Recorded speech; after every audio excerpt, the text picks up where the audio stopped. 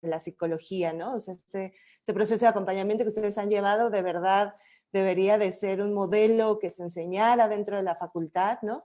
Que desplazara totalmente este marco de especialistas, etcétera, etcétera, y abriera una posibilidad de pensar otras formas incluso de la apropiación de la propia disciplina y de la práctica de la propia disciplina. Entonces, bueno, felicitarlas enormemente con todo el trabajo y con todas las reflexiones, ¿no? Bueno, les reiteramos la invitación para ser integrantes honorarias de este seminario, porque además pensamos que tienen muchísimo que enseñarnos, ¿no? Queremos aprender mucho, mucho, mucho de ustedes y sería un placer tenerlas con nosotras como nuestras grandes maestras.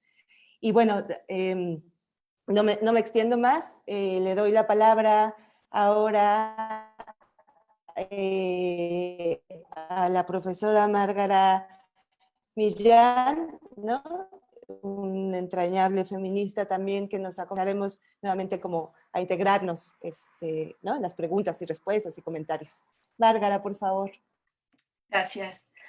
Pues muchas gracias a Tania, a Ligia, Ana, por haberme invitado. Me siento muy honrada, muy privilegiada de haber podido escuchar la sesión de ayer, que hacía mucha historia, digamos, recuperar la idea del legado y la idea un poco que tocaba ahorita Patti Castañeda en relación a cómo se tejen las generaciones y cómo de repente hay continuidades, pero también creo hay emergencias de otras cosas. Para mí, yo hoy, después de escucharlas y de haber estado en diálogo también con las mujeres organizadas de mi facultad y de Filosofía y Letras, sí encuentro que hay la emergencia de, lo voy a decir así, de un sujeto político distinto, polivalente, que nos habla, digamos, desde otro lugar. Como la invitación era hablar de nosotras y presentarnos, Tania, yo ahora que escuchaba a Patti, yo decía, bueno, mi trayectoria en realidad es muy distinta porque yo no llego al feminismo, digamos, por las colectivas feministas, no me adhiero al feminismo ni militantemente, ni en la batalla, digamos, académica, sino a partir de la investigación y de lo que me confronta la investigación. Yo elijo estudiar sociología cuando me encantaba la danza, pero elijo estudiar sociología porque digamos que mi motivo era la transformación de la sociedad, ¿no? Yo sí reconozco desde joven una inconformidad, ¿no? Un venir a contradecir, una necesidad de que las cosas cambiaran y pues la sociología para mí era como un camino muy directo para comprender a la sociedad y sus problemas, ¿no? Entonces, lo que hago para la tesis de maestría, bueno, además me toca una universidad en mi facultad, si bien es cierto que había pasado a la IDFOPA por ahí, yo no puedo decir que los estudios feministas o de género fueran algo fuerte, importante en los años 70, 80 incluso. Era un poco como lo planteó ayer Rita Segato, estaban totalmente minorizados, ¿no? Era para las mujeres que querían hacer, creo que había 2 materias, una que había instituido Alaide, que era Sociología de la Mujer o Problemas Sociales de la Mujer, algo así. Y pues claro, ya sabemos que ahí pues iban solo las personas, las mujeres generalmente, que querían saber qué era eso y cómo se identificaban con ello, ¿no? O sea, una segregación que todavía existe y que es uno de los problemas, yo creo, de la universidad que habitamos, ¿no? No solo en mi facultad, también en otros lugares, y escuchándolas ahorita, bueno, hay todo por hacer, pero además ya hay con quién hacerlo, ¿no? Eso es muy inspirador. Entonces yo elijo hacer de investigación, de tesis de licenciatura, digamos, algunos profesores me orientan en el sentido de la imagen, ¿no? La cultura, la imagen, como que será mi tema, y mucho la crítica a la modernidad capitalista. Y lo aterrizo haciendo una investigación sobre las mujeres cineastas en México, contemporáneas, ¿no? Porque además yo tenía relación personal con muchas de ellas, estaba como en ese ambiente, y para mí fue que se abriera el mundo de un feminismo teórico potente que me explicaba cómo eran las representaciones cinemáticas y cómo había ahí toda una producción de lo femenino y lo masculino, y cómo estas mujeres se enfrentaban a ello, digamos, no desde un cine feminista, sino desde un cine que simplemente quería reflejar su mirada, y la mirada de cada una de ellas. Les voy a decir quiénes son: Marisa Sistach, Bussy Cortés y María Novaro, ¿no? En los años 80. Entonces, eso fue para mí, digamos, la conexión de mucha teoría crítica que yo traía en la cabeza, ¿no? La escuela de Frankfurt, en fin, y lo que era aterrizar la industria cultural, el modelo institucional de representación, y nosotras, las mujeres, ahí, ¿no? De carne y hueso, también tratando de instituir un orden diferente, ¿no? Entonces, por ahí es como mi entrada. Yo ahí empiezo a leer y a leer mucho sobre feminismo. Me acerco al PUEG. En el PUEG está Graciela Hierro, ¿no? Graciela Hierro es de alguna manera mi mentora en esos momentos. Hacemos un proyecto juntas con un colectivo que había en mi facultad, muy radical, liderado por Salvador Mendiola, que es un personaje que también tiene su historia, y con Graciela hacemos un proyecto que analiza la imagen falogocéntrica. Entonces, esa es como la entrada, ¿no? ¡Pum! Y después, pues digiriendo todo eso y tratando de llevarlo a la práctica, porque creo que eso es lo que nos pasa, y eso es lo que escucho de las compañeras mujeres organizadas, ¿no? Cómo hay una intención crítica que queremos llevar a la práctica. Cómo esto no se queda en la teoría, sino que hay una necesidad de que esto irrumpa en nuestra cotidianidad, ¿no? Digamos, una vez que sabemos de esta cuestión de la desigualdad, de la subordinación, de la violencia, cómo tratamos de no reproducirla y de que no sea ejercida, y entonces, ¿qué hacemos para ello, no? Y digamos, en esas andaba yo.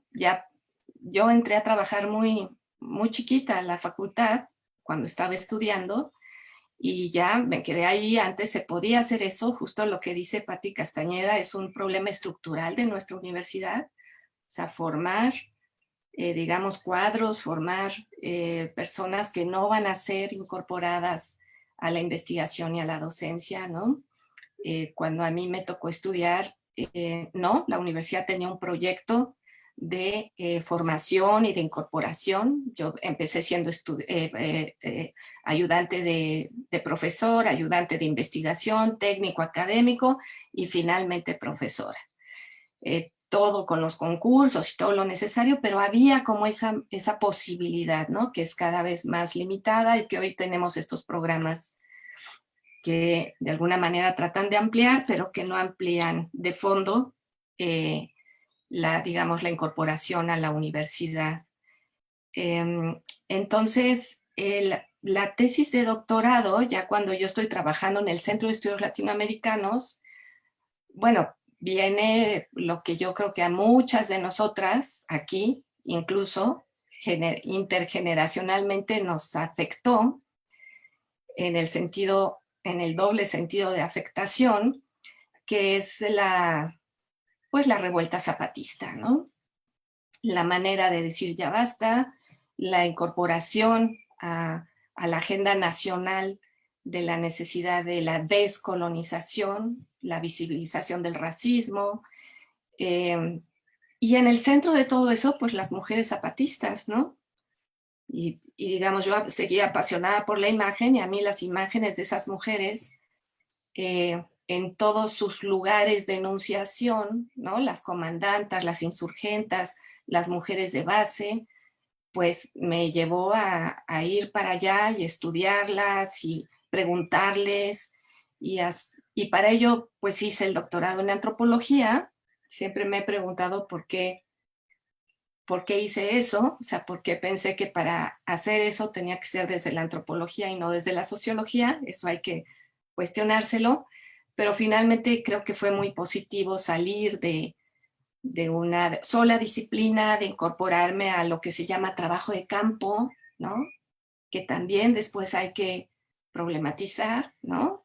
Y que simplemente empezó a hacer como saltar las trancas de clase, de cultura, digamos, de el separatismo que impuesto por el capitalismo, ¿no? Por el lugar que te asigna la sociedad en la que vives, ¿no? El monolingüismo que tenemos, ¿sí? Confrontarnos con pues que no hablamos lenguas indígenas en nuestro país donde deberíamos de conocerlas, ¿no? Y que eso es parte de nuestra educación letrada, ¿sí? Y que nosotras tenemos que regresar a hacer esa crítica y que tenemos que aprender de esas mujeres y de cómo se organizan, así como de las mujeres organizadas de nuestra universidad. Ellas se organizan y ellas reclaman su lugar en todos los espacios, ¿no? Es decir, reclaman su lugar frente a un Estado-nación que las ha minorizado e infantilizado, pero también en sus comunidades, donde, según ellas dicen, hay costumbres que no deben de existir, ¿no? Ayer Rita Segato hablaba de costumbres que son criminales, ¿no? Para referirse a ciertas costumbres, por ejemplo, en las universidades.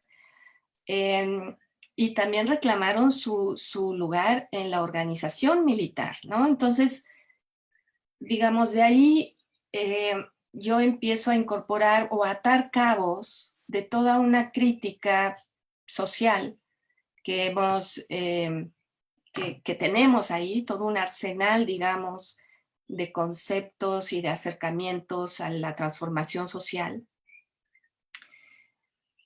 Digamos, yo puedo enumerar algunas de esas dimensiones, pues la micropolítica que aprendimos con Foucault, ¿no? La idea de la cercanía de los cuerpos, de la política de la proximidad, pero muy fuertemente también la idea de la descolonización, ¿sí? Y todo eso empezó como digamos, a formar mi propio feminismo. En el 2008 integramos un colectivo con Silvia Marcos, con Aida Hernández, con Guiomar Rovira, con un grupo, Mariana Mora, de mujeres, y invitamos a Oscar González, que es un colaborador nuestro, a formar una red de feminismos descoloniales, ¿no? Y a partir de ahí también empezó como un procesamiento, y fíjense, todo esto es fuera de la universidad, pero por supuesto que eso impactaba mi docencia y mi mirada y la manera en la que yo podía estructurar mis cursos, ¿no? Y ejercer como esta transdisciplinariedad que es tan necesaria, ¿no? O sea, ver al mundo desde la crítica que nos ofrece el feminismo, los feminismos, ¿sí?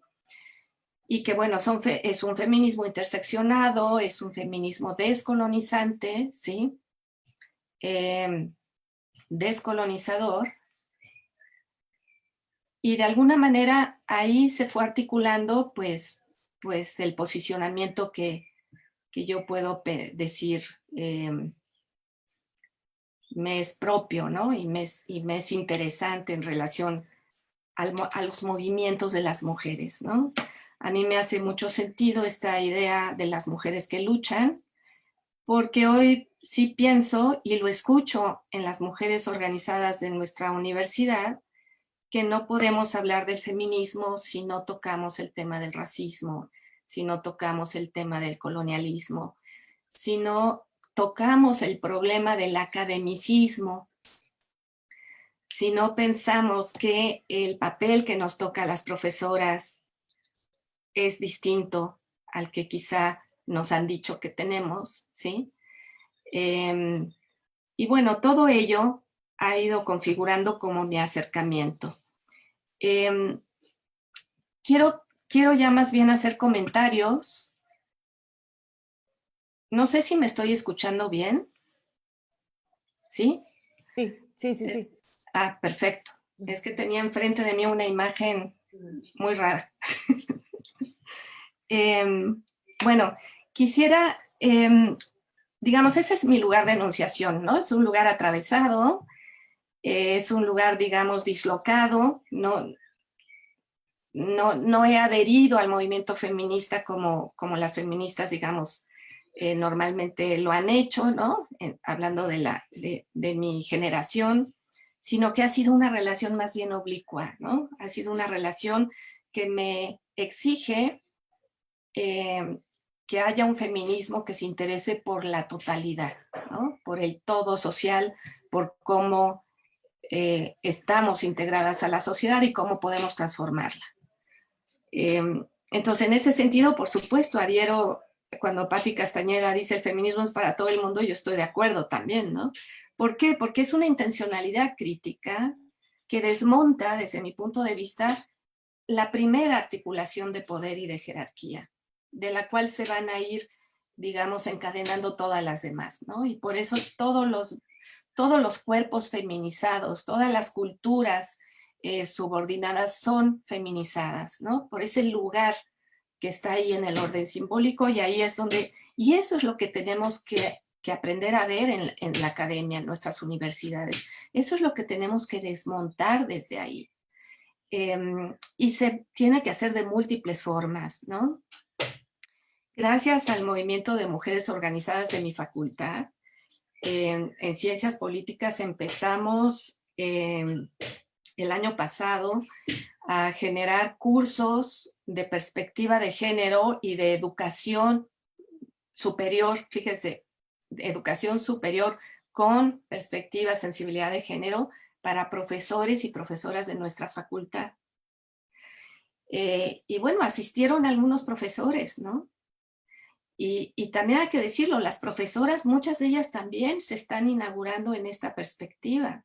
No todas, por ser mujeres, están atravesadas por la lente de género, del feminismo, de la intencionalidad crítica desde ese lugar, ¿no? Entonces, pues fue una experiencia muy rica. Estamos también haciendo grupos colaborativos entre profesoras y profesores que estamos impartiendo esos cursos. Digamos, eso en pequeñito fue por lo que pasó ayer en grandote, ¿no? Cuando nos hubiéramos imaginado un seminario inaugural de Rita Segato para el señor rector y todos los demás directores y directoras, ¿no? Entonces, eso para mí hace retemblar la institución. Eso debe de continuarse, no en el sentido de que se institucionalice o no, sino en el sentido de aperturar nuevas formas de relacionamiento, nuevas formas que, digamos, que enfrenten la jerarquización, que enfrenten también, yo he visto en el decurso de las mujeres organizadas y su movimiento, una tendencia muy fuerte a desconocerlas como sujetos políticos que son, ¿no?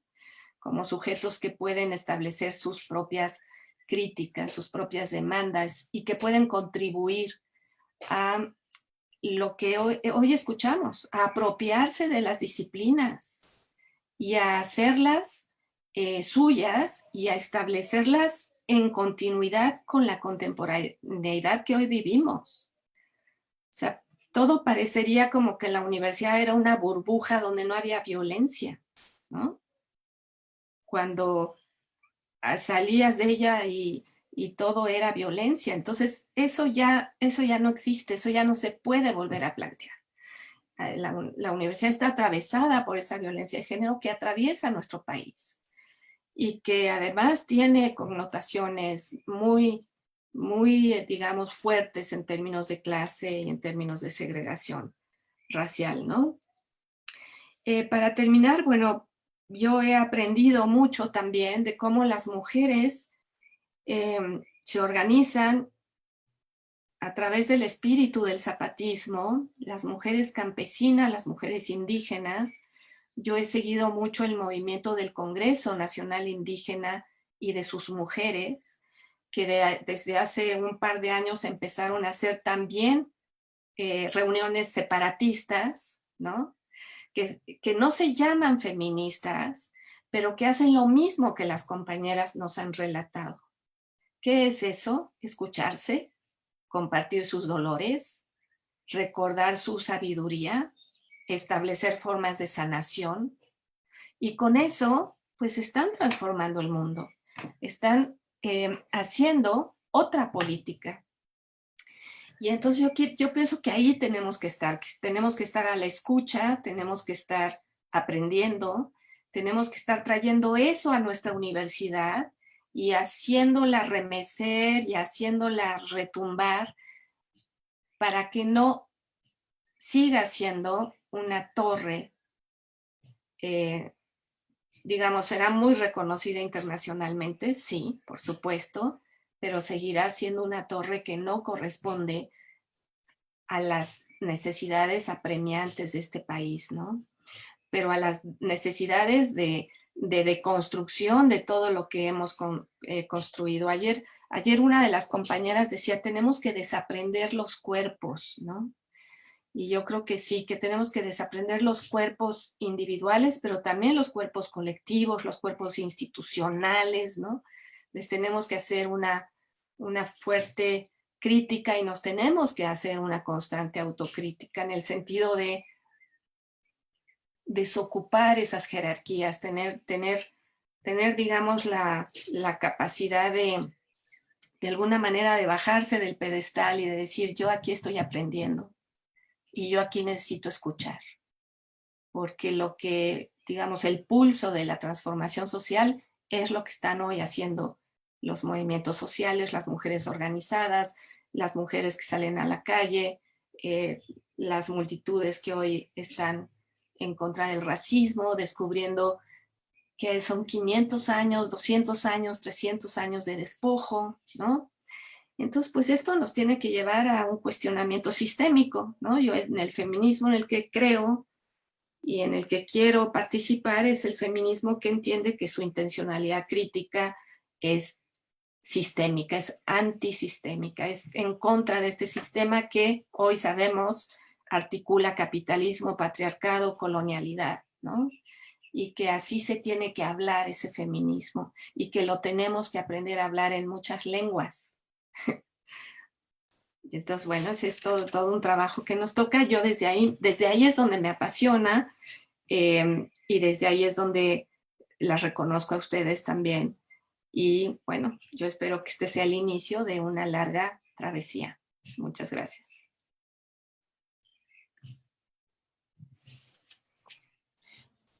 Muchísimas gracias, Márgara. Sin duda, bueno, para nosotras, ¿no? En nuestra facultad, justo estas miradas como de cuestionamiento sistémico son como muy importantes, ¿no? Nuestra disciplina no se caracteriza por ellas, ¿no? O sea, es decir, pensar estas formas de colonialidad, por ejemplo, en la psicología es difícil, ¿no? O sea, no hay un sujeto desde el cual se pueda pensar, y bueno, nos urge a nosotras, ¿no? Dejarnos atravesar por las enseñanzas de los pueblos indígenas, por las enseñanzas de las mujeres organizadas, por las enseñanzas en concreto, ¿no? De las comunidades zapatistas y de las mujeres zapatistas en cómo están estos, y entender también, esto que decía también Ale, también entender como una lucha, el feminismo como una lucha anticapitalista, ¿no? O sea, es decir, en estas formas de cruzar distintos elementos y entender al feminismo como una lucha de mujeres organizadas en colectivo. Bueno, vamos a pasar a, bueno, no sé si quisieran mujeres organizadas o Pati, comentar algo entre ustedes primero, ¿no? Luego para pasar a las preguntas. Disculpa, Tania, queremos hacer como una participación rápida antes de Sí. pasar a las preguntas. Claro, claro, claro, Susi. Sí, pues bueno, justamente aprovechando este espacio, que creo que es como un buen momento para hacerlo, pues es pues justamente para hablar como esta transición después del paro, o sea, porque el hecho de que haya terminado el paro no significa que ya no haya una organización fuerte de mujeres. MO sigue ahí y MO sigue, pues como dije al inicio, para darle voz a nuestras compañeras, para nombrarlas, para, pues sí, para hacer evidente que existimos. Y justo, pues quiero leer como un poema que nos compartió una compañera para, pues para expresar esto un poquito y que no olviden que seguimos ahí. Claro, claro. Se titula Las otras. Las mujeres de mi familia, familia de mi padre, siempre son las otras. No tienen nombre propio cuando son evocadas por sus mal llamados amantes. Todas Josefinas, llorando manchas violetas ocultas en el cuello. Todas Josefinas, esperando que Benito deje a su mujer, deje de beber, deje de vivir.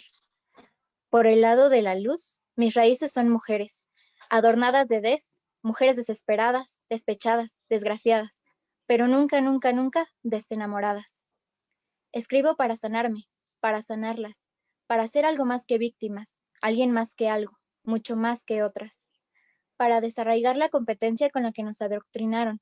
Escribo para aprender que amamos mucho y a muchos, y no es motivo de vergüenza. Que desdeseamos a muchos y los deseamos mucho. Y eso nunca debe doler. Porque vengo de una familia de mujeres que se sienten obligadas a reírse de los chistes ofensivos de sus maridos ebrios. De mujeres encerradas y silenciosas. Escribo para enseñarles a gritar, para arrancarles del alma el tú te callas. Escribo por mi abuela Josefina, para que reencarne en bailarina. Por mi tía, para que no vuelva a llorar, para que no le duelan los huesos. Para que mi abuela María deje a mi abuelo muchas veces más y tenga novios, muchos, muchas veces más. Que siga escribiendo poesía y ya no tenga miedo de mostrar sus pechos. Grito por las rodillas ensangrentadas de mi bisabuela Emilia, haciendo mandas a la Virgen para que reencarne en el mar de Guerrero y tire los altares de un tsunami. En mis pies enredo sus raíces y en mis manos sus nubes, para que Ale no vuelva a Morelos y Gabriela se canse de Noé, para que el dolor se vaya con la facilidad con que nuestros padres se fueron, para no volver a mi cuerpo de 11 años tirado en la cocina pidiendo perdón, por no darle de comer a mi abuelo de nuevo con ojos lascivos, y para no defender la pureza de falsos profetas consanguíneos que me trataron el pecho hasta romperme, para que ningún malnacido vuelva a restregar su cuerpo en las piernas de mi prima cuando vuelve de la escuela, y romper ese maldito círculo vicioso de los secretos de familia, manchados de pedofilia, incesto, golpes y sangre, para que todas podamos ser nombradas, para que no deje de retumbarnos en la cabeza hasta que gritemos. Alzo la voz para no negarnos, para que tengamos nombre y que recuerden que no dejaremos que lo olviden.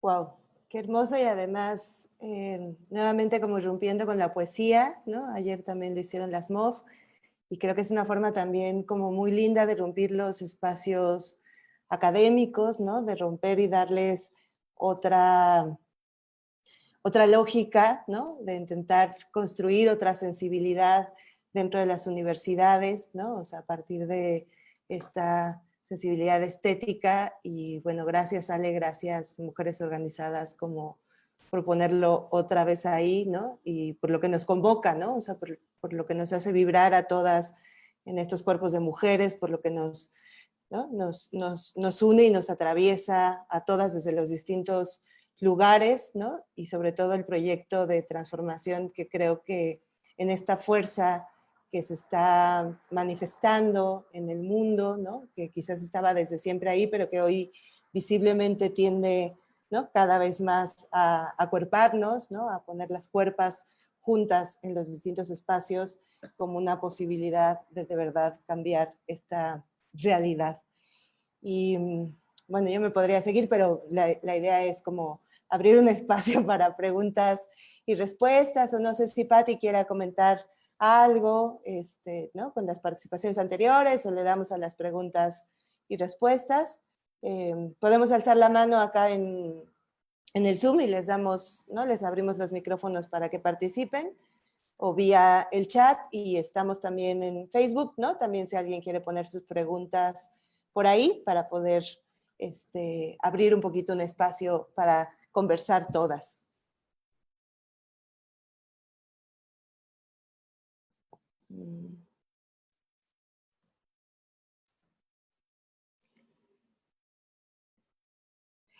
Margarita Millán quiere ese poema, dice. Sí, que nos lo pasen, por favor.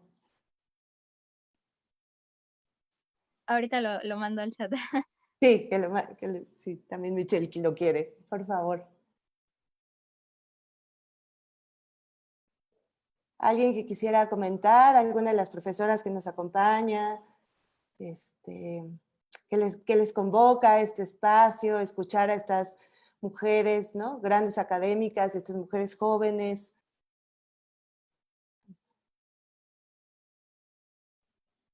¿Cómo sí, Ligia. Bueno, primero agradecerles, me parece que ha sido sumamente enriquecedor escucharlas y cómo se tejen y se complementan estas diversas visiones y estos planteamientos que nos comparten.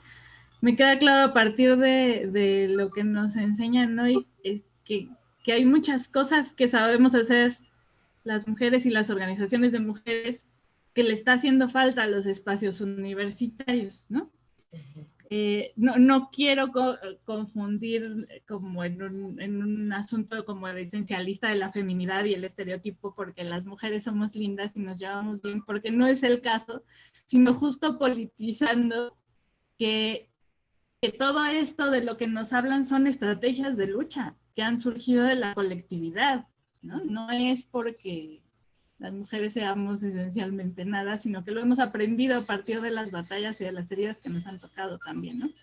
Entonces creo que, por ejemplo, la horizontalidad, esta capacidad del aprendizaje bidireccional o multidireccional, van a ser como muy importantes. Esta relación entre la genealogía, esto que decía, no tanto como generaciones separadas, sino una genealogía continua que pasa una estafeta de unas a otras. Esta manera que tenemos de siempre reconocer que lo que expresamos va permeado por la lente de nuestra historia, de nuestras heridas, de los sesgos, por el rol que nos ha tocado jugar, porque el lugar donde nacimos nos marca cómo nos tratan, las oportunidades que nos dieron, el cuerpo con el que nos mira el mundo marca justo también estas oportunidades, esos tratos que hemos recibido y después marca nuestra mirada. Y la manera de ampliarla es justo compartirla, pero sin perder de vista nuestros sesgos, ¿no? Y nuestras historias y nuestras genealogías de esta manera. Me parece que también esta capacidad que muestran ustedes en la práctica y muchas otras compañeras sobre la capacidad de co-construir aprendizaje, ¿no? Y no nada más como reproducir el gremialismo feudal de que hay un maestro y muchos aprendices y luego se pasan, sube uno de nivel y lo vuelve a repetir exactamente igual, ¿no? La ética y la economía de los cuidados, ¿no? En contraposición a las meritocracias, a los utilitarismos con el que nos tratamos en la sociedad, pues. Estos espacios para sanar, para reparar, para reconstruir en nuestras redes sociales, ¿no? Es como muy relevante y creo que nos hace mucha falta, nos puede ayudar mucho a aprender más, aprender mejor, a generar mejor ciencia, a generar una ciencia que haga mejor a la sociedad, etcétera, ¿no? Y pienso también en esto que decían las chicas sobre la psicología debe ser feminista, la psicología tiene que tener una perspectiva de género. Me parece que hay que también dejar claro que va más allá de una convicción personal o una ideología como desde la definición de una falsa conciencia, ¿no? Sino más bien es, ya existe la evidencia desde todas estas ciencias sociales que nos convocan aquí, que nos hacen coincidir, de que de veras hay un trato diferencial desde donde venimos y que además, o sea, además de que son reales, no son la única manera de organizarnos, ¿no? Entonces, hay un montón de triunfos a nivel institucional, estos avances de los que hablaban, yo los nombraría como triunfos de todas estas batallas también, ¿no? O sea, si se ha logrado el reconocimiento de la APA, por ejemplo, a la necesidad de una perspectiva de género, de la Organización Mundial de la Salud, si se ha logrado que la UNAM haga un seminario para funcionarios y si se ha logrado, etcétera, pues es el empuje que viene de muchos lados, de las batallas desde abajo, de muchas organizaciones de mujeres, como las que están aquí, que nos acompañan. Entonces, pues creo que sigue haciendo falta, o sea, hay muchos triunfos, sigue haciendo falta, gracias a quienes han coincidido hoy, ayer, aquí en estos espacios, porque finalmente, pues lo que estamos mostrando es que nos toca tomar estafetas y continuar con caminos, ¿no? Muchas gracias. Gracias. Bueno, sí, tenemos una pregunta de Analí Bazán y luego hay 2 preguntas del chat. Analí. Más que una pregunta es emocionarme por escucharlas. Yo estudié en Iztacala, me tocó un rato de la huelga participando por ahí hace ya algunos años. Entonces sé lo complicado, lo difícil que es estar en la lucha, mantenerse. Soy psicóloga feminista. Y chicas, súmenme a su lista de psicólogas que brindan apoyo. Wow. Eso es, lo hago siempre, ¿no? Sé lo importante que es estar acompañándonos y escucharlas para mí es todo un aprendizaje, de verdad. Venimos con otras ideas, con otras formas de pensar, otras formas de mirarnos y escucharlas es como sacudirnos y sumarnos a esto que es tan necesario para ustedes, para nosotras, para las niñas, para todas las mujeres que están presentes y que van a estar presentes en algún momento de la vida. Muchas gracias, chicas. Yo les mando mis datos para que me tengan. Okay. Estoy muy cerquita. Perfecto. Bye. Muchas gracias, Analí. Bueno, no sé si hay alguna otra pregunta. Jessica había preguntado sobre si creen que el feminismo es para todos.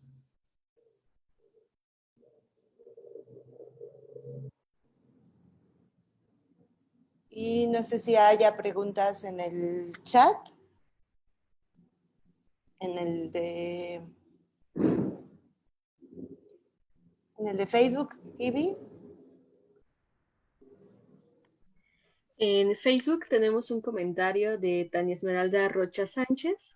Nos comenta que la historia del feminismos, nos instruye y sitúa y nuestras historias, las historias de las mujeres feministas y aliadas, nos alimentan, nos fortalecen y nos reiteran que no estamos solas. Okay. Gracias. Mailet pide la palabra.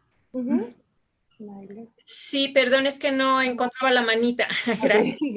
Sí, yo quería hacerles una pregunta, porque bueno, allí en Puebla pasamos también por un paro que incluso se enlazó con algunas de las chicas se enlazaron también con el paro allí en la UNAM, y estamos justamente en el proceso de impulsar el protocolo.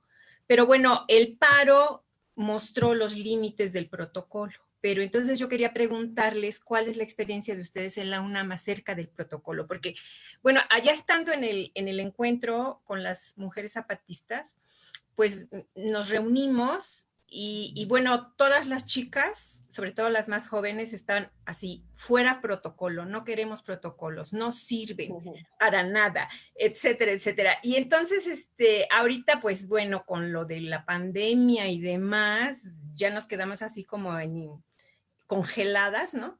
Y entonces yo quería preguntarles que me ayudaran a procesar esta experiencia, porque digo, como digo, el paro mostró los límites en gran parte del famoso protocolo, ¿no?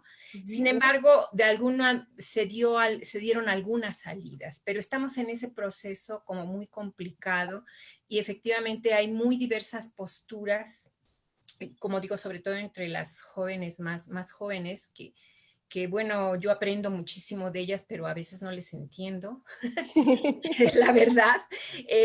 A lo mejor porque ya tenemos este peso institucional tan grande, ¿no? O no sé cómo.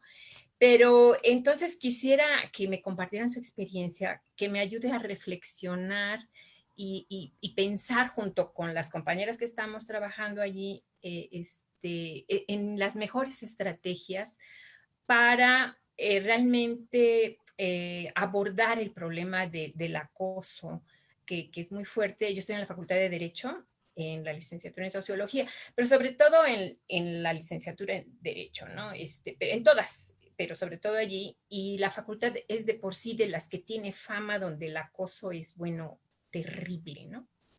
Entonces, sí, esta es mi inquietud, mi pregunta. Ok. No sé si quieran contestar, ¿no? Le damos sobre esto y después abrimos para las siguientes preguntas.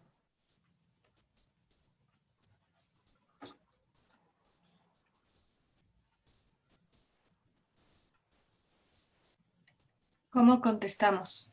Como quieran, no sé si... Yo tengo dos opiniones. Ajá. A la pregunta del si el feminismo es para todos, yo digo que sí, como bien lo posicionó Patti. A ver si Patti también, pero yo digo que sí, ¿por qué? Porque, digamos, el feminismo como pedagogía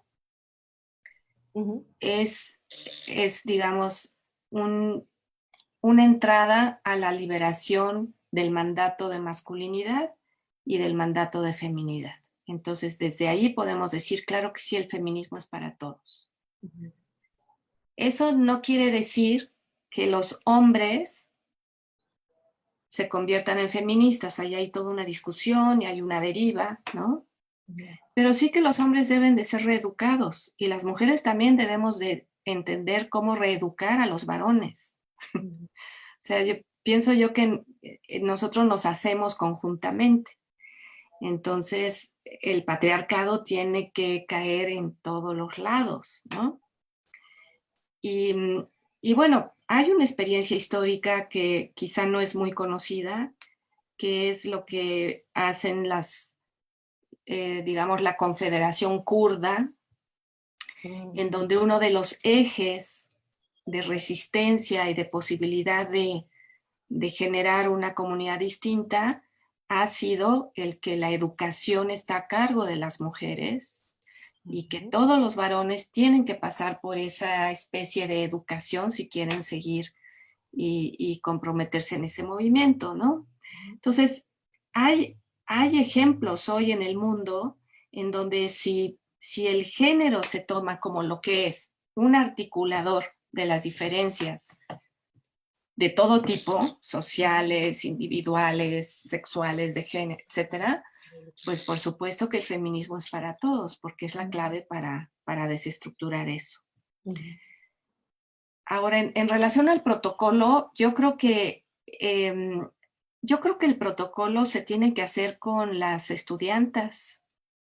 Yo creo en general que ellas tienen mucho que decir porque son las que han experienciado en cuerpo vivo, no solo las violencias, sino la manera en que la institución trata esas violencias, ¿no? Y creo que han ido alimentando, yo lo que he escuchado, por ejemplo, en mi facultad, pues son críticas muy acertadas a cómo el protocolo se ha ido conformando. Y esto, digamos, pasa en todos los aparatos de legislación, de leyes, las normativas, ¿no? Si no participan las sujetas, los sujetos para los cuales ese instrumento se hace, pues siempre va a tener huecos, ¿no? Y además de que un protocolo es perfectible siempre, yo me lo imagino más como un proceso, y que aquí también, ¿se acuerdan cómo terminó? No sé si todas ustedes vieron la conferencia de Rita Segato ayer, pero terminó en un momento donde justamente estaba diciendo, digamos, no, la finalidad de un protocolo no solo es el punitivismo, es una acción pedagógica, pero además que pone en juego qué tipo de justicia queremos, ¿no? Entonces creo que es un súper tema y que debería de ser un súper tema en la universidad, porque también la universidad prefigura lo que se puede hacer afuera de ella.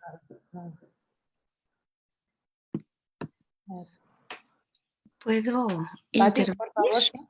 Sí.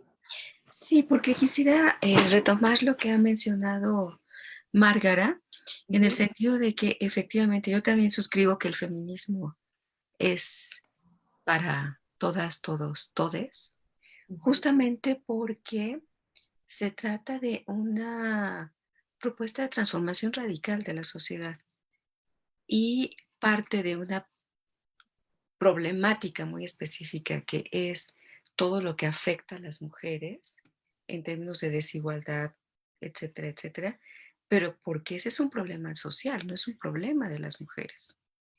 Y entonces no se puede resolver un problema de las mujeres, entre comillas, sin transformar todos los sustentos estructurales, sistémicos, sociales que han dado lugar a esas condiciones. Entonces, sin duda, es una propuesta civilizatoria que va de la mano de desestructurar todos los ejes de dominación y de desigualdad. Y ahí sí que es una empresa social, es un cometido social, no es... Las feministas empujamos una parte, pero su posibilidad, su alcance tiene que ver con la comprensión de que es algo para la sociedad en su conjunto. Y en ese sentido colocaría los protocolos, porque tengo dos consideraciones. Por una parte, creo que vale la pena reconocer que los protocolos no son una graciosa concesión de las instituciones, sino que también son el resultado de una presión de las mujeres para que la institución se haga cargo de las violencias que prohíbe y reproduce. Claro.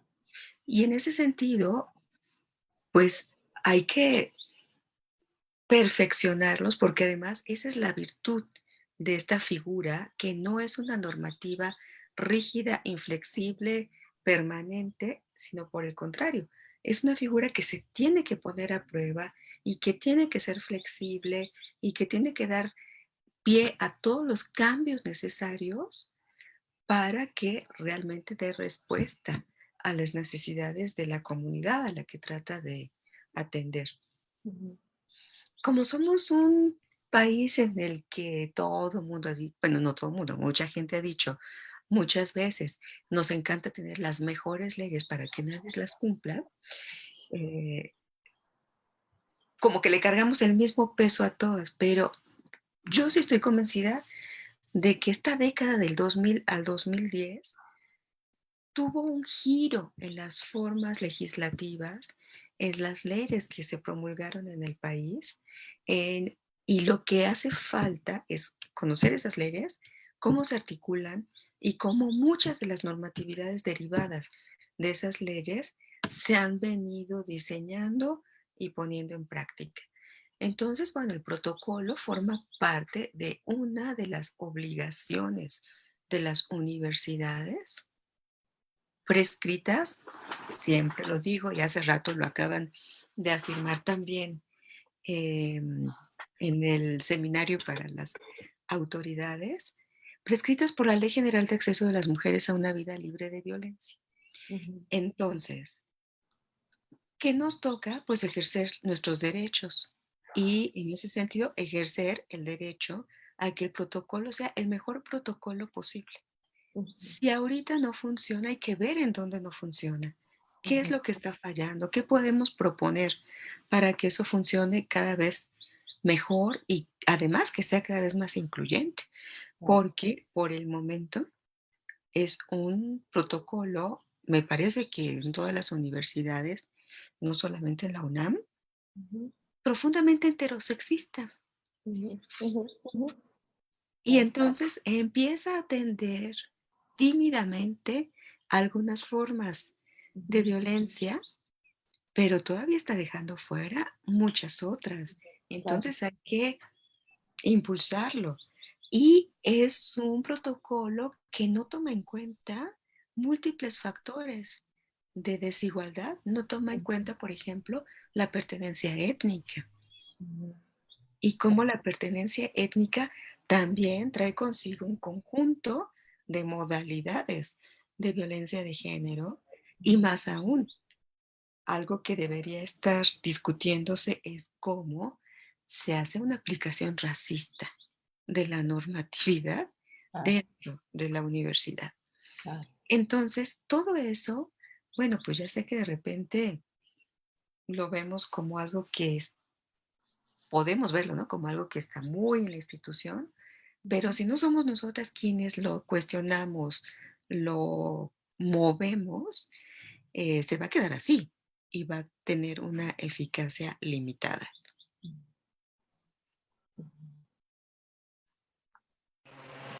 Gracias, gracias, Patti. Gracias. Todavía hay algunos comentarios que me gustaría leer en el chat y creo que hay otros en el Facebook, ¿no, Ivy? Jessy, ya. Pues sí. Ajá. Perdón, ¿si querían hablar? Sí. A nosotros nos gustaría también responder a la primera pregunta que nos hacen, de si para todos, y pues desde DMO nos posicionamos de el sujeto político del feminismo son las mujeres, ¿no? Y que es necesario que ellas estudien a sí mismas.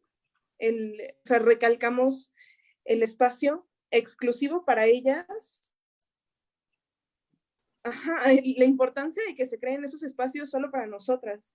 Y en cuanto, pues, a la reeducación de los hombres, pues yo creo que el trabajo que ellos deberían llevar para contribuir a que se acaben, pues, las violencias, pues todo eso, su papel es el de educarse a ellos mismos, ¿no? El de buscar las herramientas, el de cuestionarse sus acciones y si nosotras nos planteamos de nuevo el papel materno desde la maternidad, de reeducar a otras personas, pues perdemos otra vez como la línea que hemos estado buscando, ¿no? El de procurarnos a nosotras mismas. Entonces sí, consideramos desde MO que pues la sujeta política del feminismo son las mujeres. Sí, también para agregar un poquito a lo que dijo Luigina, creo que el decir que el feminismo es un problema en la sociedad está cayendo de nuevo en que no estamos nombrándonos. El decir que es un problema de la sociedad y no propiamente de las mujeres, creo que podría caer en eso. Gracias, Ale. Márgara, ¿querías decir algo más? Es importantísima esta discusión, ¿no? Yo creo que, a ver, yo puntualizo.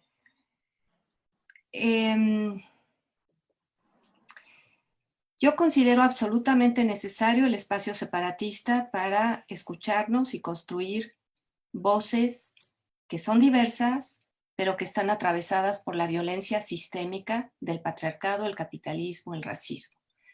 ¿Sí? Eso me parece que es estratégicamente invaluable y que además el feminismo ha funcionado siempre así.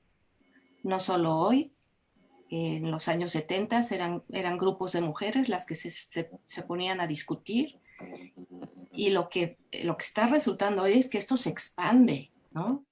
Y que esto lo empezamos a ver en muchos otros sectores de la población, donde las mujeres no necesariamente tenían esa fuerza y esa necesidad de establecer sus espacios de mujeres, ¿no?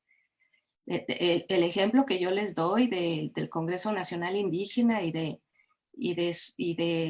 digamos, su necesidad de hacer sus reuniones, sus congresos de mujeres, es una muestra de esto, cómo se expande, cómo ustedes también lo reeditan, pero un poco como en todos lados. Hoy también, por ejemplo, en el movimiento obrero este es un tema, ¿no?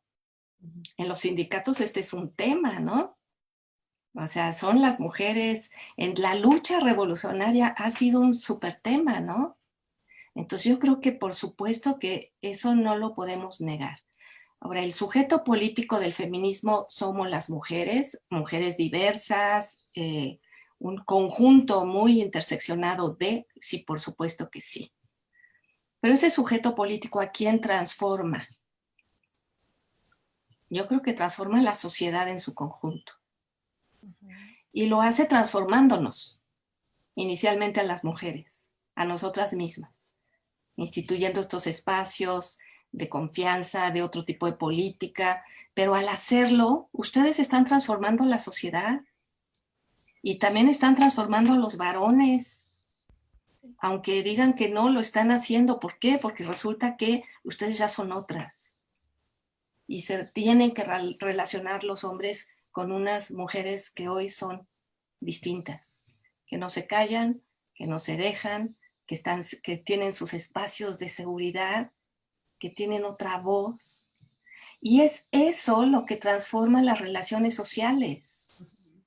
Entonces, cuando yo digo nos hacemos los unos a los otros, estoy hablando justo de esas dinámicas. El otro día en clase trabajamos sobre una temática interesantísima que es, y que ustedes un poco hoy trataron también, ¿no? De qué tipo de relacionamiento de género venimos, qué es lo que hemos visto en nuestras madres, en nuestra familia, ¿no? Hay cosas ahí que ustedes ya no harían, que no hacen y que pueden detectar. Entonces, digamos, no hay un esencialismo en el cual, por ser mujer, nosotras hagamos las cosas como ustedes las están haciendo. No, ustedes las están haciendo porque están reflexionando, porque se están autocriticando, porque se están escuchando. O sea, hay todo un trabajo político para establecer una relacionalidad distinta. Entonces, yo en lo personal a eso me refiero cuando digo el feminismo va a transformar a la sociedad. ¿Sí? Y lo va a transformar transformando a las mujeres. ¿Sí? A ver si esa vuelta como que les queda más clara o les gusta o les parece más cercana. Yo así las veo. Ustedes pues son mujeres que hoy pueden plantarse de otra manera en todas sus relaciones académicas, de género, entre ustedes mismas. Pero eso ha sido producto del trabajo, de la organización, de la reflexión crítica, de la autocrítica. Y que además es un proceso, no es que ahí estemos de una vez para todas, ¿no? Sí. Sí. Ivonne. Bueno. Ivonne. Yo primero, bueno, primero creo que es muy enriquecedor el hecho de que haya distintas posturas políticas, porque justo de eso se trata, como abrir estos espacios. Y pues bueno, nosotras acá somos como las interlocutoras, ¿no? De la colectiva, pero en realidad, pues no sé, todas estamos escuchando esta sesión y pues comentamos, ¿no? Estas preguntas que nos hacen para poder dar pues la perspectiva de todas. Y pues justo como comentaban mis compañeras, pues coincidimos en que no creemos que el feminismo es para todos, porque el feminismo pues es por y para las mujeres Y con lo que mencionaba la profesora Márgara Millán, tampoco consideramos que el feminismo deba ser como la madre de todas las luchas, ¿no? Y porque justo el que nos orillen a incluir a los hombres requiere de que nosotras demos nuestro tiempo, nuestros conocimientos, nuestro esfuerzo, etcétera. Y pues vaya, en vez de invertir eso en tratar de decirle a mi compañero, oye, no me violentes, oye, no me violes, oye, no me mates, pues es más productivo a hacerlo entre nosotras, ¿no? Y ser nosotras quienes nos vamos a transformar y ser nosotras quienes nos vamos a cuidar. Y pues justo entre ello está el romper con este rol maternal, al decir que no somos pedagogas, ¿no?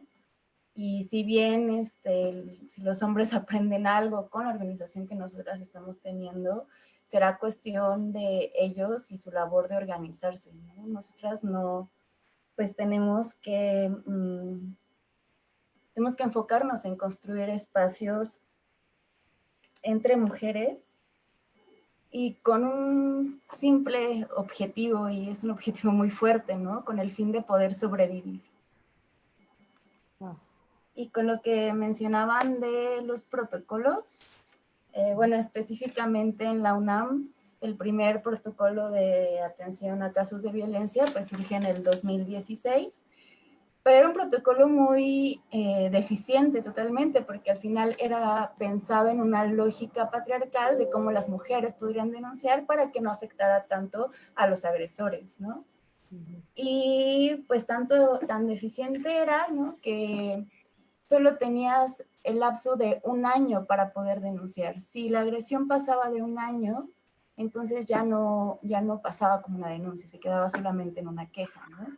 Justo lo que les platicábamos al narrarles la historia de mujeres organizadas, que en 2018 es cuando se da como un boom muy grande entre la organización de las colectivas de diferentes facultades, preparatorias, SHs y otras universidades, y es gracias a esa organización y a esa presión que se ejercita desde nosotras, que en la UNAM modifican el protocolo, ¿no? Después de que todas las alumnas, las estudiantes, nos dimos a la tarea de ir dando un análisis a ese protocolo que estaba.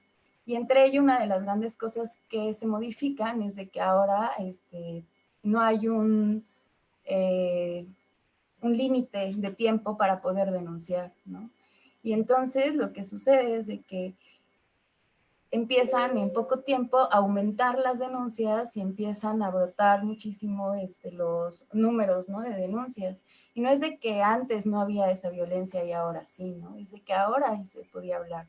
Porque el poder denunciar, una lo hace cuando está lista, ¿no? Cuando tiene la red de apoyo para poder hacerlo, ¿no?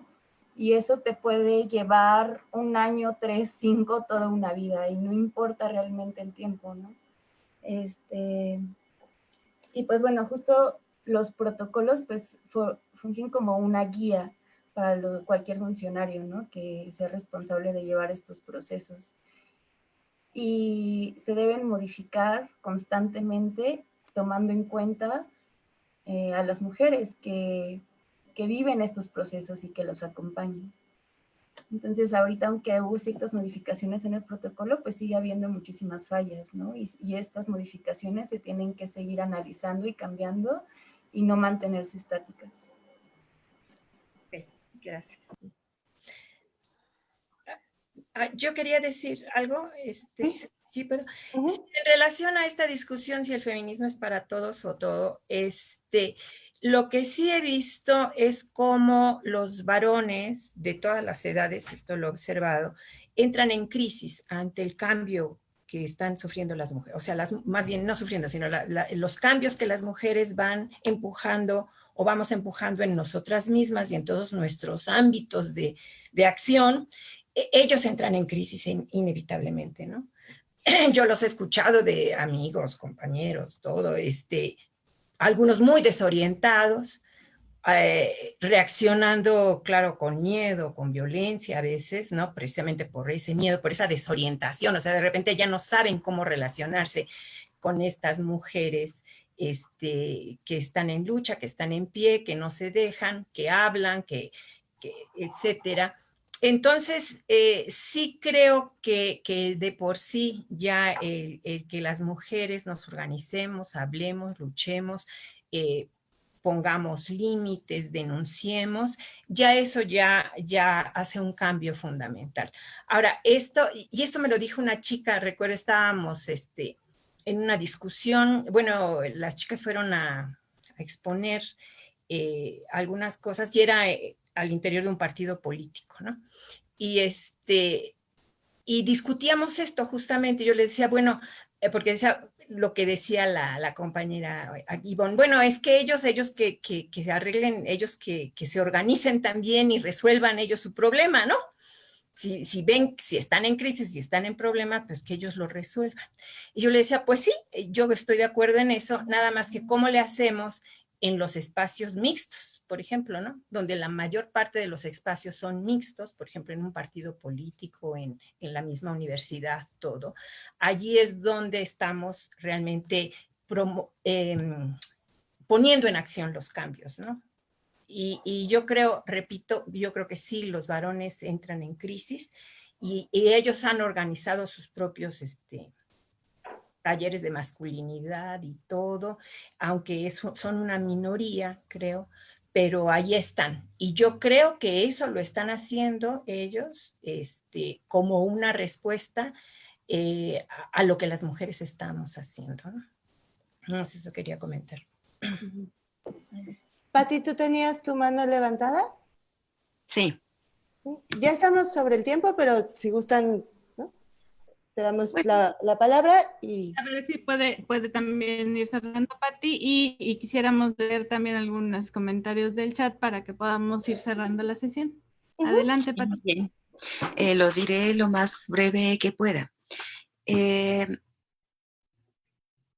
Para mí es claro e irrenunciable que el sujeto político del feminismo somos las mujeres y que hemos caminado a veces juntas, a veces por distintos caminos, a veces confluimos, a veces volvemos a retomar caminos propios, pero somos el sujeto de nuestra propia transformación.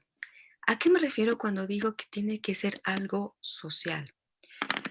A que no estamos en burbujas dentro de las organizaciones sociales, dentro de las configuraciones culturales, dentro de las formas de organización política.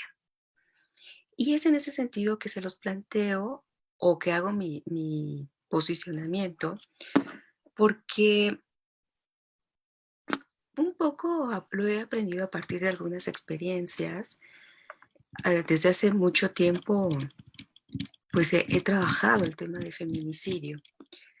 Y a mí me impactó muchísimo la postura de una de las madres de una joven desaparecida y asesinada en Ciudad Juárez, la señora Paula Flores, con quien algunas de mis colegas han establecido una relación muy estrecha y que, bueno, yo he tenido la oportunidad de escuchar en varias ocasiones. Pero ella, la señora Paula, junto con su familia, en memoria de su hija, en Lomas de Poleo, ese lugar totalmente marginal de Ciudad Juárez, en pleno desierto, etcétera, propuso hacer un jardín de niños mixto, porque ella estaba convencida de que para que no haya hombres violentos se les tiene que educar en la no violencia desde la primera infancia. A partir de la desgarradora experiencia del asesinato de su hija, ella tomó esta convicción y trabajó en ese jardín de niños, que fue todo un proyecto cultural acompañado por la Universidad Autónoma de Ciudad Juárez, por la Universidad Autónoma de la Ciudad de México, por el CIESAS. Hicieron una ludoteca, hicieron todo un proyecto de literatura infantil y juvenil, generaron un proyecto cultural en ese lugar para la comunidad de Lomas de Poleo, una comunidad pobre, de familias migrantes, de trabajadoras y trabajadores de la maquila. Y pocos años después se tuvieron que ir, ella y su familia, por las terribles presiones que recibían de todos aquellos personajes que encarnaban los intereses que se veían afectados por un proyecto de esta naturaleza. Este tipo de experiencias es el que me hace ver que necesitamos efectivamente trabajar de manera separatista, pero ofreciendo alternativas sociales, trabajando por la transformación de aspectos sociales cruciales para que nuestras golondrinas hagan verano. Y esa experiencia a mí me dejó marcadísima porque yo coincido con ustedes. Los hombres tendrán que reeducarse. Está muy bien. Participo en muchísimos espacios que son solamente para mujeres y tenemos programas de formación en Guatemala en donde únicamente se aceptan mujeres para hacer estudios de posgrado, para hacer investigaciones de mujeres sobre mujeres, etcétera. Pero la otra parte también tiene que ver con cómo contribuimos a transformar eso que está tan profundo y tan arraigado, cómo convulsionamos otras prácticas, otras relaciones, otras conciencias. Entonces, bueno, el otro ejemplo que yo quisiera mencionarles de los riesgos que corremos cuando no trabajamos en distintos ámbitos, lo acabamos de ver con el desafortunado caso de las casas de la mujer indígena. Estas casas que fueron parte de un proyecto impulsado por indígenas en alianza con funcionarias, con académicas, para tener espacios locales en los cuales atender violencia, salud materno-infantil y derechos sexuales y reproductivos. Ante la pandemia, ante la austeridad, ante los recortes presupuestales, simple y sencillamente les retiraron el presupuesto. Y las únicas que defendieron a las casas de la mujer indígena fueron las mujeres indígenas y las mujeres que conocemos de la existencia de estas casas. ¿Cómo hacemos para que esto sea entendido como un problema que no afecta solamente a las 100 mujeres nahuas de la Sierra Norte de Puebla o a las 30 que están abriendo apenas la Casa de la Mujer Indígena en Quintana Roo? ¿Cómo hacemos para entender que lo que les afecta a ellas afecta a un colectivo mucho mayor y que atenderlas no es solamente hacer una atención focalizada y chiquita, sino que atiende una problemática mayor? Ese es el tipo de inquietudes que me lleva a tener esta convicción de que el feminismo tiene que ser una propuesta desde las mujeres, para las mujeres, por las mujeres, pero por la transformación social. Solamente quería compartir con eso y decir también que, bueno, reeducar a los hombres es una opción.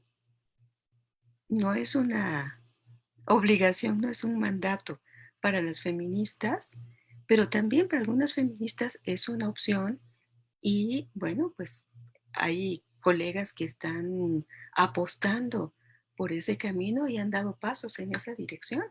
Y bueno, pues insisto, es la opción que han tomado y otras tomamos otras. Y el asunto es dónde nos encontramos, ¿no? Sí, Ligia. Sí, bueno, solo me parece que se ha dado una discusión muy rica. El tema creo que da para mucho y que nos lleva a reflexionar y a aprender un montón. Yo creo que yo no lo tengo resuelto. Espero que muchas de nosotras estemos desde esa posición de que estamos aprendiendo y que estamos viendo diversos puntos de vista que pueden enriquecer nuestra visión, ¿no? Entonces, lo que quisiera es pedirles a todas las que están presentes, todos, vean el chat, hay una serie de comentarios que me parece que son relevantes para que puedan enriquecer esta discusión, que ya no nos va a dar mucho tiempo de continuarla, pues, pero que igual ya nos está poniendo un tema que va a ser altamente relevante para este seminario, ¿no? Entonces, lo programamos y le damos con toda la profundidad y toda la seriedad y todo el compromiso que nos merece, me parece, y guardamos estos comentarios también por escrito porque me parece que pueden ser muy relevantes para esa programación, y pues les agradecemos a todas las que de voz y por escrito nos aportaron a esta discusión, que creo que va a ser muy vigente todavía, ¿no? Gracias, Tania. Pues agradecerles a todas, nos quedan unos minutitos porque se va a cerrar la sesión de Zoom. Pues agradecerles a todas inmensamente su participación, agradecerle a Patti, agradecerle a Márgara, mujeres organizadas, ¿no? Insisto, quedaron un montón de comentarios del chat. Susi, no sé si quieres decir algo. Levántate, ¿no? Quedaron un montón de comentarios en el chat, si quieren leerlos, y si no podemos también ponerlos en el Face para que todo el mundo los vea, ¿no? Y estén ahí como vigentes como parte de la discusión. Nos quedaron también un montón de comentarios en el Facebook que ya no pudimos leer y se nos fue un poco el tiempo, y solo agradecerles. Y bueno, este espacio está abierto, las sesiones serán cada 15 días, todavía no tenemos el tema para la siguiente sesión, que será dentro de 15 días, pero les estaremos avisando vía nuestra página de Facebook. Y bueno, pues, ¿no? Ana, ¿no? Ivy, no sé si quieren decir algo más. Ivonne, ¿quería decir algo? Sí. Es una invitación a las mujeres que lograron escucharnos hoy para que puedan acercarse a nosotras a través de la página de Facebook, que es Mujeres Organizadas, Facultad de Psicología, o a nuestro correo electrónico, que es psicología.mujeres.organizadas@gmail.com.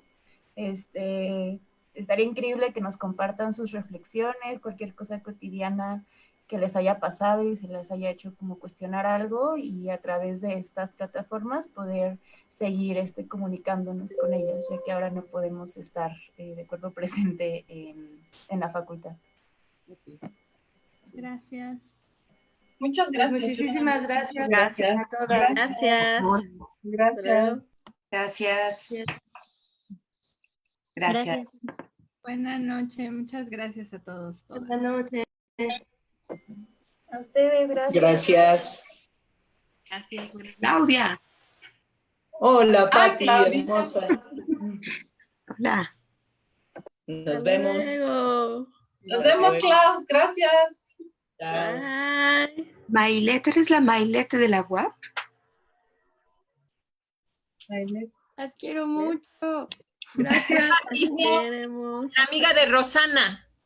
Claro, oye, saludos, besos. Sí, Saludos cómo a no. Rosana. Saludos, sí. Siempre me acuerdo de ti. Voy a saludar a Rosana de tu parte, sí. Adiós. Por Un favor. abrazo de todos. Bye. Adiós. Bye. Bye.